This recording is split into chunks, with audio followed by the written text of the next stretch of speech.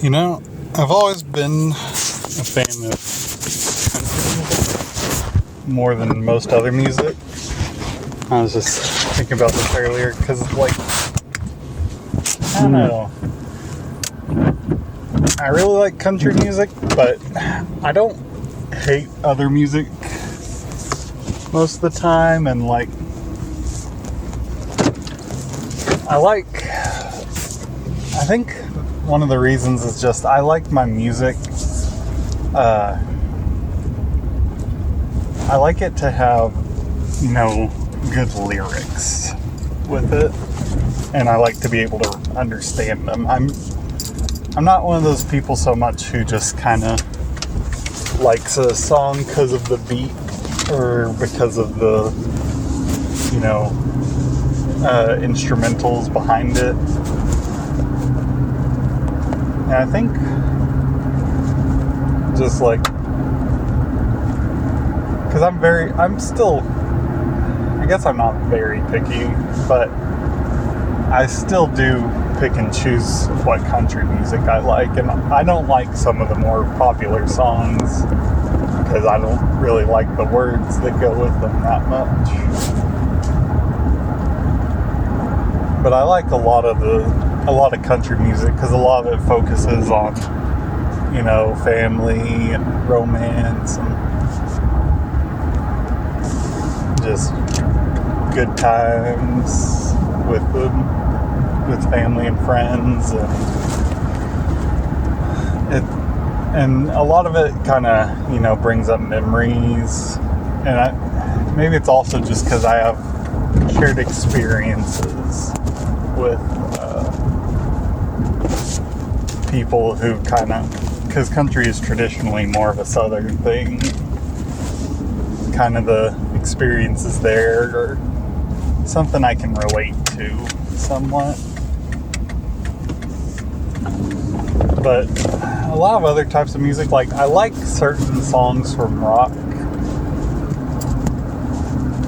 I like a lot of rock songs, just here and there, but I'm more choosy with them. Whereas, because a lot of rock you just can't even understand, and it's just a lot of loud noise for not much, it feels like. And then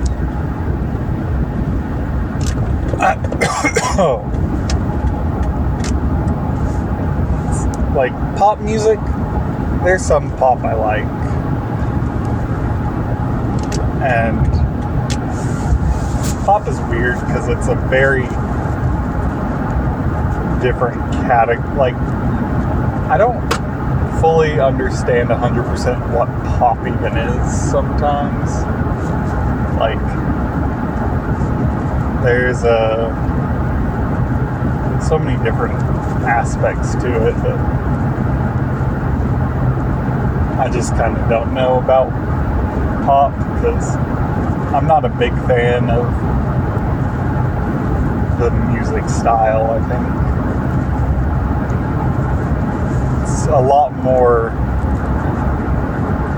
I guess, poppy and a lot more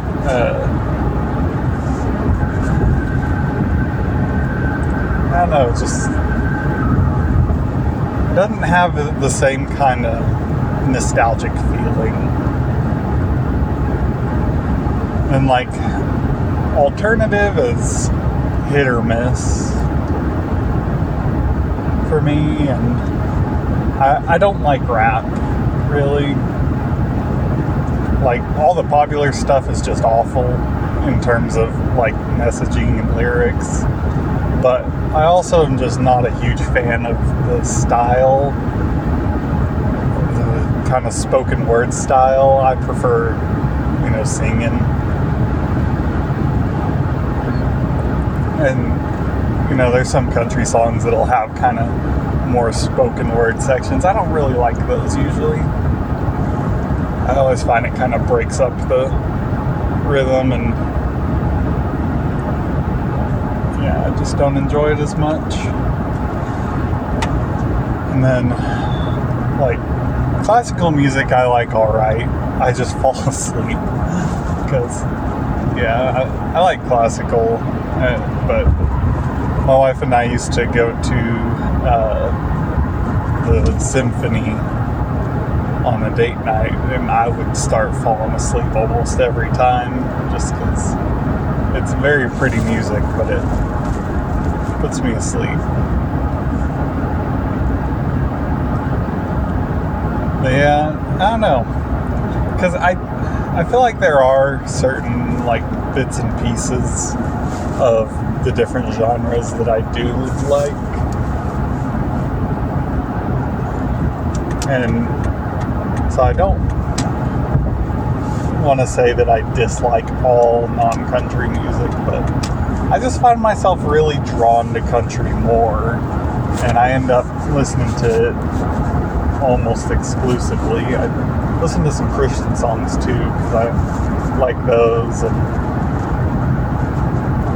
they're good about, you know, giving you that kind of, giving you chills with some of the lyrics. But a lot of songs, I don't know, seem to have like meaningless or near meaningless lyrics, or lyrics that they are intentionally, you know, just doing something weird with, or just saying things that I don't agree with. And just rap, like, I know it's not all like this, but rap is just nothing but cussing and talking about just so many different things like drugs and violence. And that's just not something I want to listen to, you know.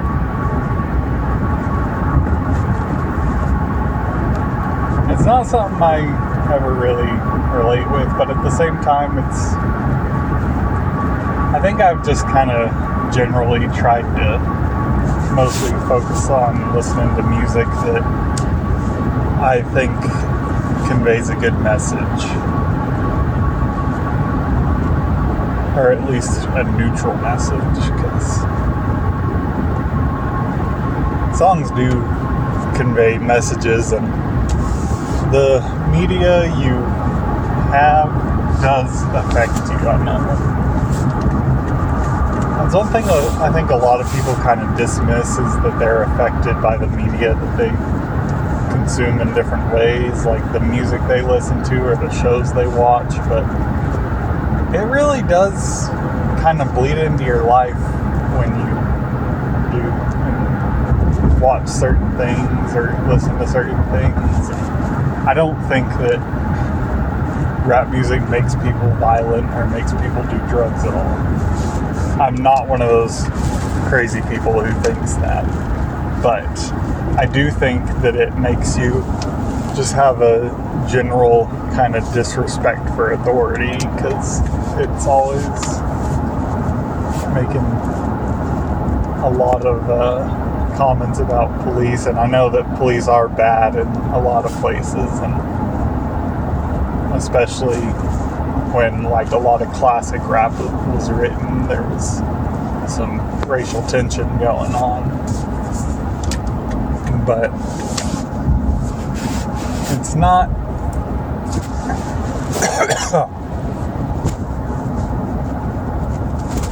it's just more focused on the individual and kind of focused on what you want and just doing whatever, I feel like. But I think the country I listen to, not all country, but the ones I listen to are more collectivist, I guess, is a good way of putting it. But it's more about being a part of something larger. Whether that's a relationship, a romantic one, or family, or friends, or just a community.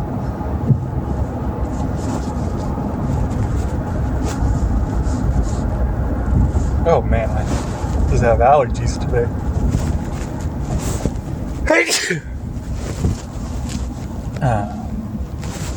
But it's just, I don't know, maybe I'm just listening to the wrong songs from other genres, but they don't hit me the same way. Maybe it's just nostalgia for country because I listened to it more growing up. Maybe it's just that I listen to the wrong people, and because I know popular country has the same problems, and I don't like a lot of the newer country songs because they do kind of feel more individualistic and self-important. Like it's more of a making issues and trying to bring up problems.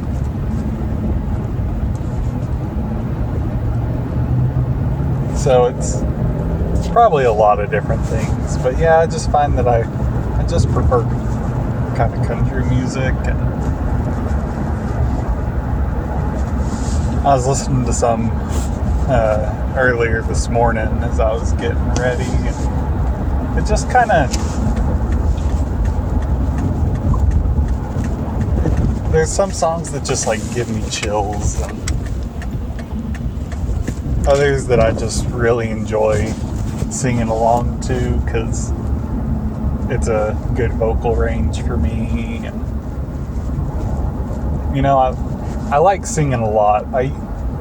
When I was younger, I thought that singing was not cool. I thought it was like, I guess nerdy. I don't know. Just when you're a young teenager, you just don't think singing is cool. But then I remember I would never really sing at church because I grew up going to an a cappella church, and so we would always do a lot of singing, but and there's no instruments, so it was just singing. But it was something I never really did until one day I'm here at work, so maybe I'll finish this story later, maybe I'll forget. We'll see.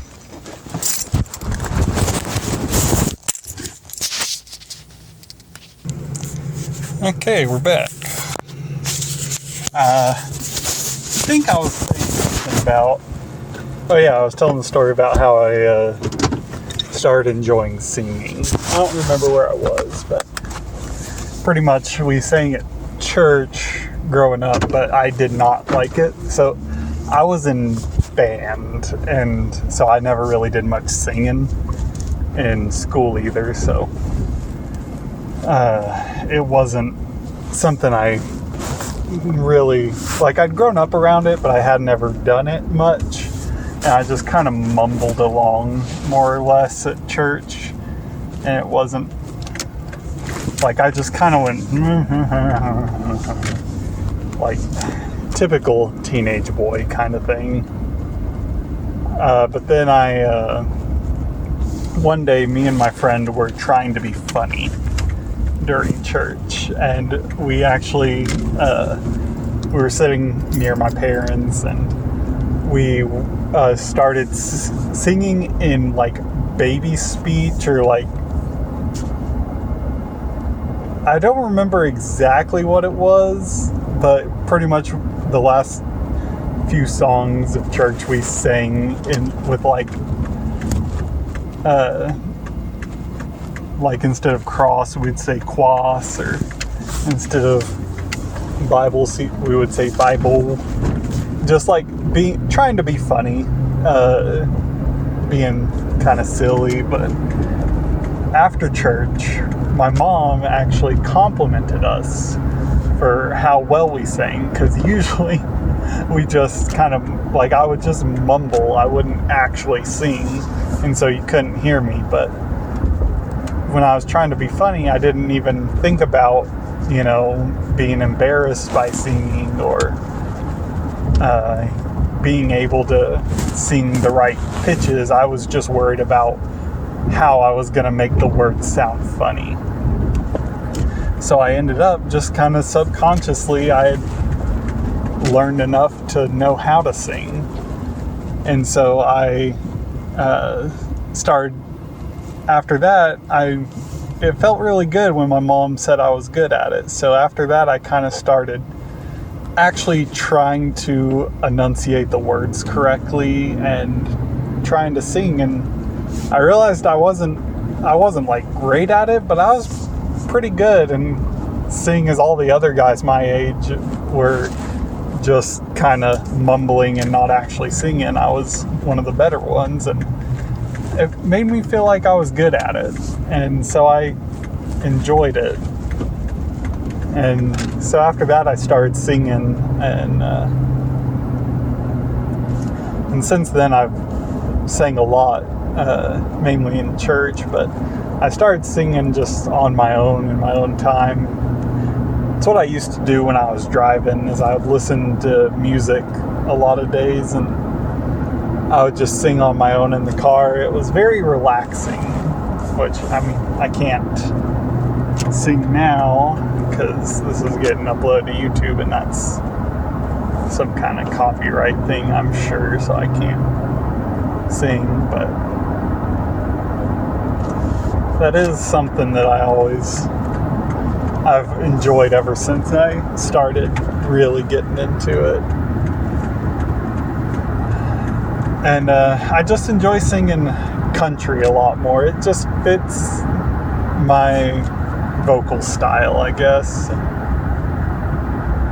I enjoy some of those songs. But I've never been a big follower of like individual bands or anything. I just kind of pick and choose the songs I like.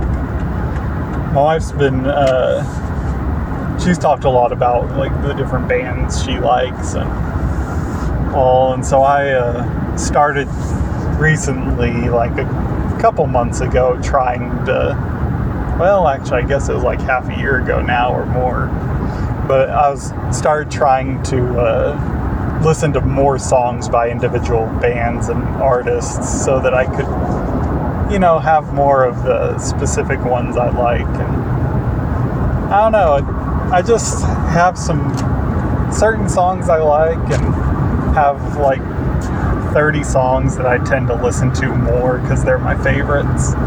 And then I have a couple playlists that are like 100 or 200 songs that I kind of go through if I want a little more variety. So I don't really listen to that much like diversity of music, but I do enjoy listening to it. Ever since becoming a dad, any songs that are about dads and their daughters, I just melt. It is just too much to handle almost, because it has a lot more meaning when you have that personal connection with it. It makes me think about, my own relationship with my daughter and how she's growing up so fast already, because like she's getting close to being 2, and it's just crazy to see how fast she's grown and how intelligent she is. She counted to 10 just a couple days ago, all on her own. Like, she just counted all the way to 10. It made me realize that she's just getting so big, already doing so much, and she started talking and forming more complete thoughts. And so I'll have little conversations with her, like while I'm changing her diaper before supper. She'll like ask me, is that or if we go and do something, she'll just say, is that pee-pee? Or I'll say, yeah, you had some pee. And then I can't remember any of them right now specifically, but she'll just say, the cutest little words ever, and I just can't get over it, how wonderful it is. It makes my whole day just, when I come home from work, I walk in the door and I just hear, "Daddy," and she squeals and runs up to me, gives me a big old hug. I never wanted anything else out of life, really, than to come home, have my daughter run up and give me a hug, give my wife a kiss, and just sit down and be surrounded by everyone I love. And at the holidays, being able to see family, it just makes it so wonderful. I see the way my parents, she's their first grandchild, I see the way they look at her, and it just makes it all worth it, because there's so many late nights and sleepless nights when she's just up screaming, and she has some trouble with crowds. When everyone laughs or claps at the same time, she freaks out, starts crying, and either me or my wife will have to take her in a different room or take her away from the crowd so she can calm down. But that's just little inconveniences here and there, because I already have pretty much forgotten all the late nights we had and hard times when she was a little itty-bitty baby, and she would wake up all the time, and I felt like I was always so tired. But now, just looking back, I just remember the first time she held my hand, and the first time she said, "Daddy," her first laugh, the first time she really let out a laugh, I was just sitting there on the bed with her, and I think I had bounced her a little bit on our bed, and she had just giggled, and it was the greatest noise I had ever heard.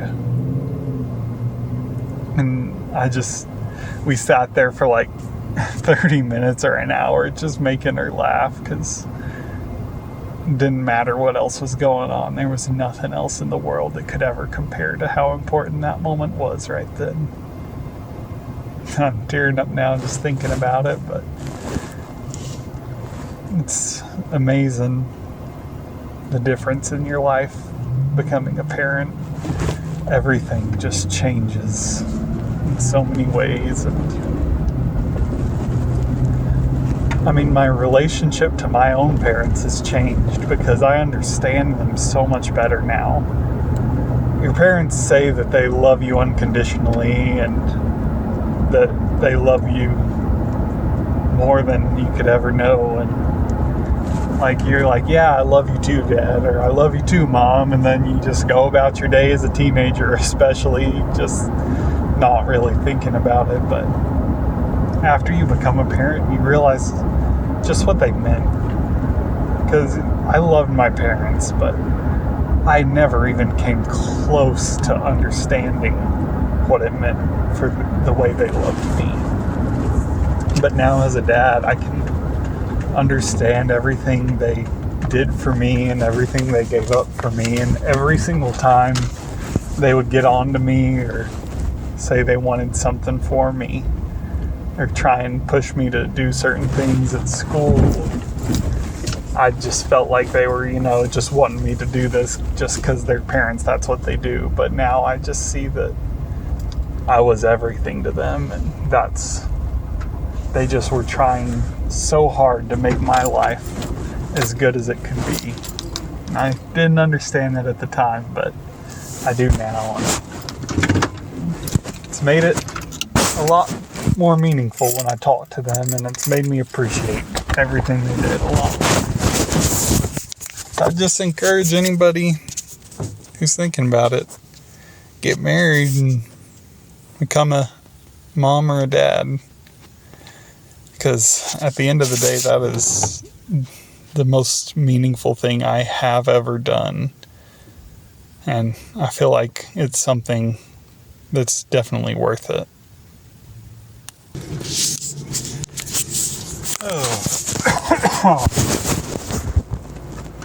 I was Oh, just talking to my wife at lunch, and we were just talking about different things, but somehow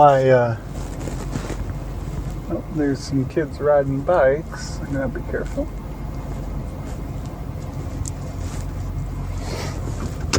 Somehow we just started talking about different things, and I kind of burnt my finger a little bit on one of the pans because it was hot. And so I rinsed it in the water, and it just got me thinking about one of my favorite science terms, which is kind of a weird one, but it's thermal inertia. And I just think it's a really cool kind of property, and specifically it's the ability of a substance to maintain its temperature and its resistance to changes in temperature. And like, for example, water has a really high thermal inertia, I'm pretty sure, comparatively to a lot of things. So like, water takes a ton of energy to heat up or cool down, and it just needs a lot of energy to change its temperature. And that's why water's so good at, kind of cooling your hand if you burn it. You need to run it underwater because that leaches away a lot of the heat from your hand, since it takes more energy to heat up water than it does to heat up your hand. But I was just thinking about, that. And I like a lot of weird kind of science stuff, I realized, because I think that's really cool. But I also, in high school, I really wanted to learn about particle physics and different parts of that. And I was real interested in, especially quantum physics, which I did not understand any of it. I just looked it up and got some very basic information on different kind of theories about quantum physics that have been proposed. And we just had to do a project in one class where we were trying to learn different kind of software for presentations. And so we had to create a presentation about one of our, just a random subject that we were interested in. It could be anything, really. And people were choosing a lot of different things, but I chose to go with quantum physics because it just seemed interesting to me. So I spent a few nights just looking it up on Wikipedia and getting information on it. And it was just very interesting to me, specifically string theory. And I saw somewhere that people are thinking string theory might be wrong now in some circles, and I know a lot of people never accepted it to begin with, so it is not by any means a concrete theory. But it is something that I found very interesting, which if you don't know about it, the theory of string theory is that because you have atoms, which are the smallest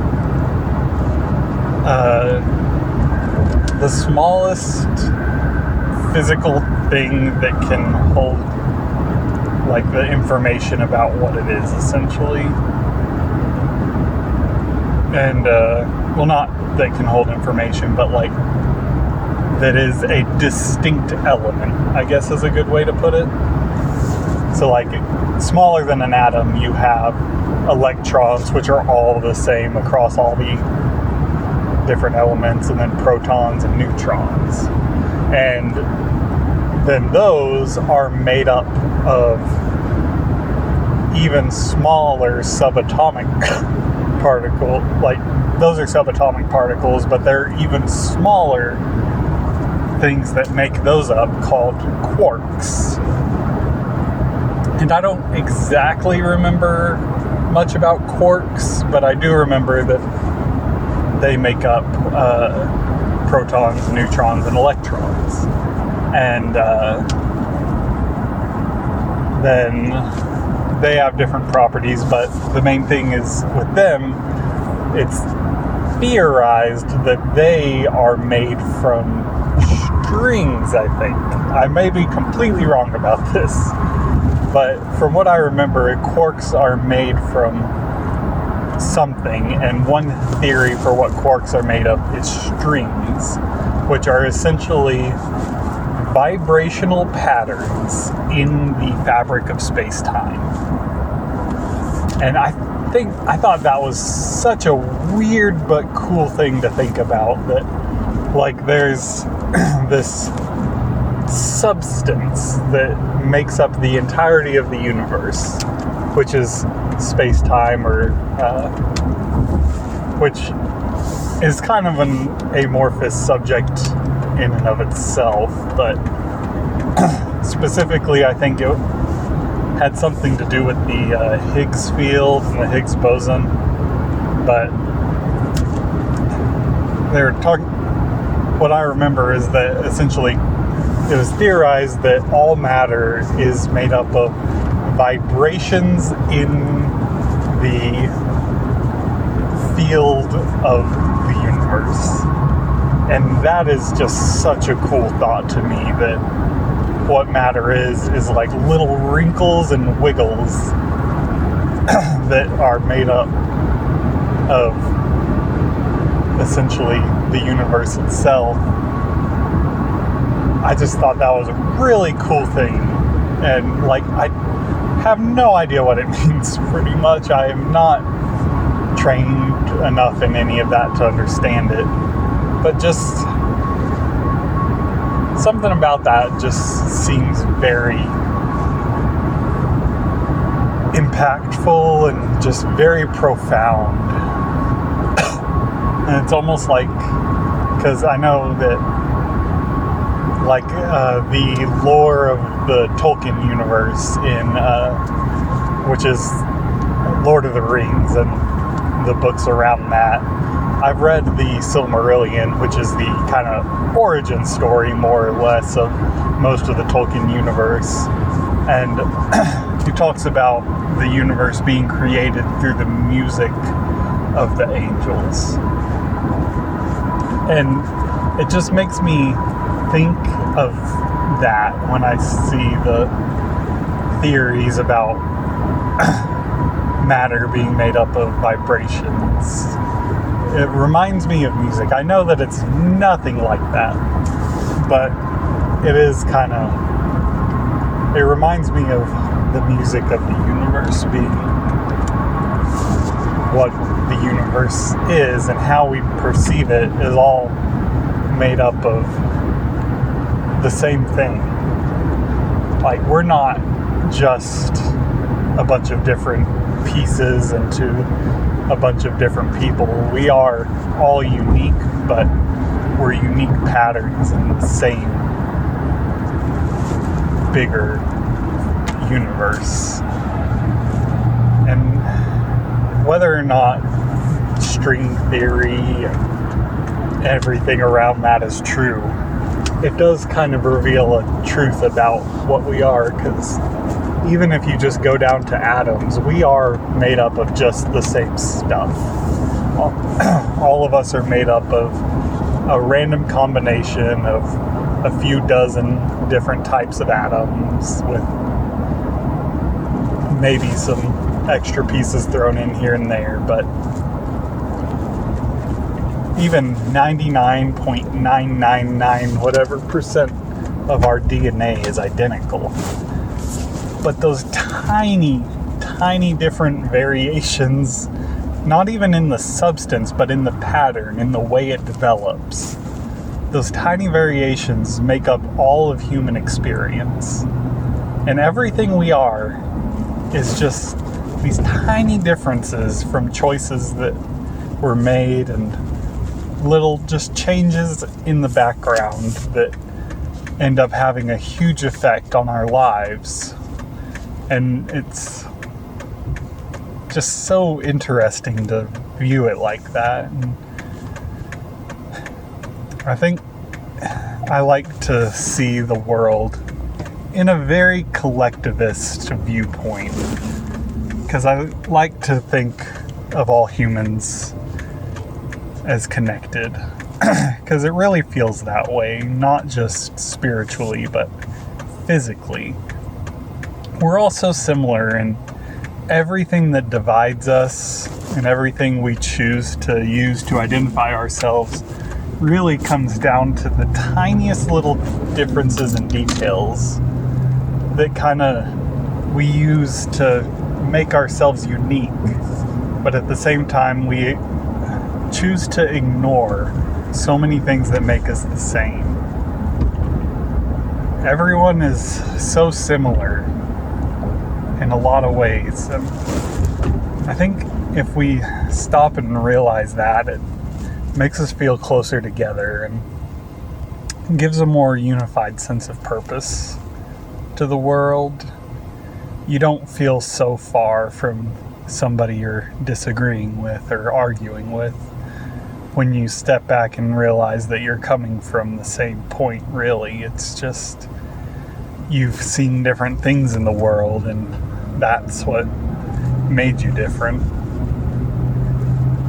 But it's also humbling to remember that all the bad things that have happened in the world, even the worst people that have ever existed, are just a few bad decisions away from where we are now.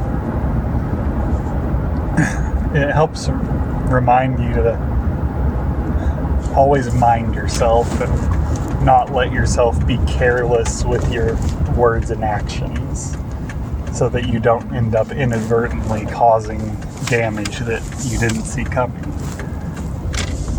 And when you're just hurtful without thinking about it, nobody ever sets out to be a bully. Nobody ever sets out to hurt somebody permanently or make them unable to move forward emotionally. Most of the time, especially as kids, bullies are misguided, trying to deal with their own problems, and there's no excuse for what they're doing, but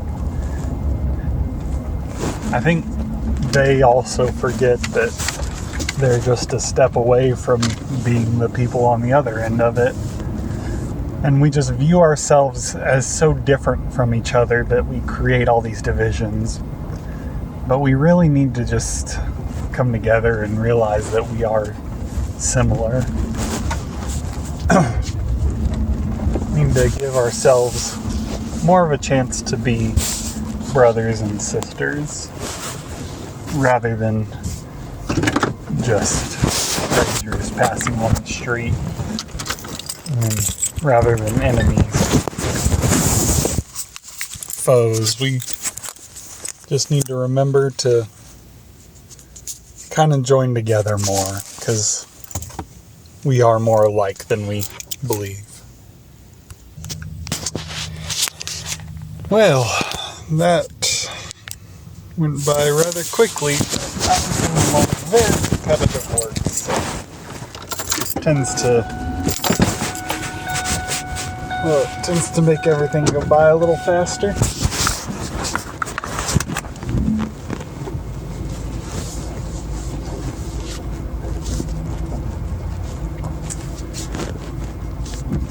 Okay.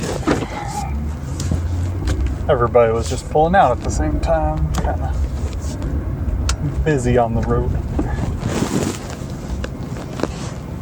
Oh, you know, the roads are a little busy here, but they are nowhere near as busy as a lot of places, so it's not too bad, definitely. I much prefer it here to most places, but I do still think I'd rather, I know I'd rather be out in the country a little ways.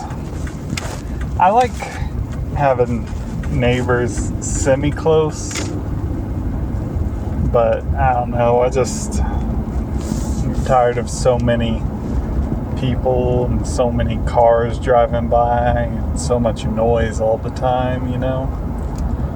And I don't like how in the middle of the city you cannot see the horizon in any direction.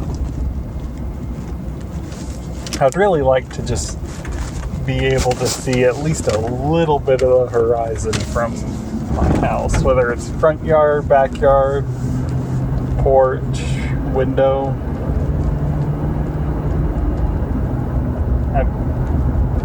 I don't know, my wife and I have just been talking a lot lately about, well, we've always been talking a lot about moving out and finding a place further out. And it's just one of those things that I really like to do, but it's hard to do. It's hard to just uproot your life and move, and even when you're just moving across town, it's a very big ordeal. My wife and I have moved, I think 1, 2, 3, 4 times since we got married 5 years ago. Once was almost immediately because we had to move out of her old apartment after we got married and into an on-campus apartment. Then we moved off campus when we graduated, or when I graduated, and then we moved out of because we moved to a second floor apartment, but then we moved out of that after we found out we were having a baby, because we didn't want to be on the second floor. And so then we moved to a 2-floor, but not dragging a bunch of stuff up and down the stairs while you have a baby, so that's okay, because most of everything's downstairs, and we had a garage. And then as our daughter grew up a little bit, she started toddling around, so we had to move again to somewhere that was a little more toddler friendly, because our last place, it was nice, but there were some stairs that we couldn't really keep her from climbing on, and there was a really big piece of brickwork in the middle of the living room that she could have just fallen on at any point. So we just decided it was best to move. And the place we were is also kind of loud because it was right on the highway, pretty much. Not directly on, but close to a highway. And it was also right by more of a main road that had a lot of people driving down all the time. So it was busy from 2 areas. But yeah, we moved a lot. It's hard to save up money these days. I'd really like to save up and buy a house, but at the same time, it's hard because we've been talking a lot, and neither one of us really loves the idea of staying where we are, because it's the city, and both of us grew up in smaller towns and kind of prefer that lifestyle. Really, what we both like is to find somewhere out of town quite a ways, where you just got a small piece of land, but a piece of land, and can just kind of do our own thing. I'd like to have a nice enough house. Wouldn't really mind having a smaller one. We're probably just gonna have 2 kids, so 3 bedrooms would be good enough. And then 3-bed and 2-bath. It's not too bad. What we're renting now is that big, so I think we could definitely afford it. It's just hard to find somewhere because there's a lot less houses out in the country a little ways, and it's just something that we've really been wanting, but it's very hard to do. And I also know that if we do want to move to a smaller town, I'm gonna have to get a different job, because I don't want to have a long commute, and the 15 minutes I have now is already pretty long. And with my current job, I can't just skip my lunch break and then go home early. I have to take a break in the middle of the day, so I would end up being away for just way too long if we tried to just move out a little further and keep the same job I have now. So I'd like to get a different job, but it's also hard because people aren't always hiring at the same time you're wanting to move, and it just ends up being a lot. We could figure something out, I'm sure, if we needed to,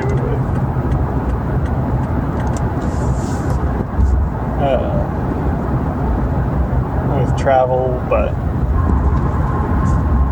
I'd just really like to find a good job that I don't get too overwhelmed with, and settle down in a house I know we can stay in for years. It'd be nice if we could find somewhere permanent, but I know that for a first-time house, that's not always possible. My little sister got married recently, and her husband want the same thing, but they got a house, but it's like a very large shed that they're turning into a small house. And it's going to be very nice, but that's what they're planning, is they want to do that, and they're going to live with some family for now, but they eventually want to set it out on a piece of land and live out like that. I definitely get why so many people are kind of waiting these days, because it seems incredibly difficult to just do everything, like to get married and then have kids and then get a house. Like, we are making it, but it's hard. It's real hard. But I know that it's good. I definitely would never trade it for anything. I think I talked about it last week, but I talked about it with my wife too, is even if I knew we were going to make tens of thousands of dollars more by waiting, I would not wait another day to have kids. I love my daughter with all my heart. There's not a single thing I would do to get more money if it meant not having her as quickly.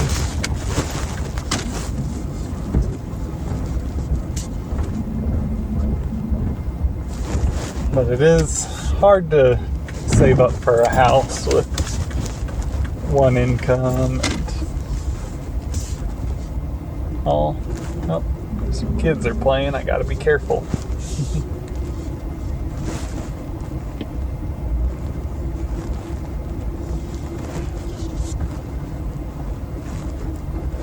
Well, anyway, that's all I got time for today, so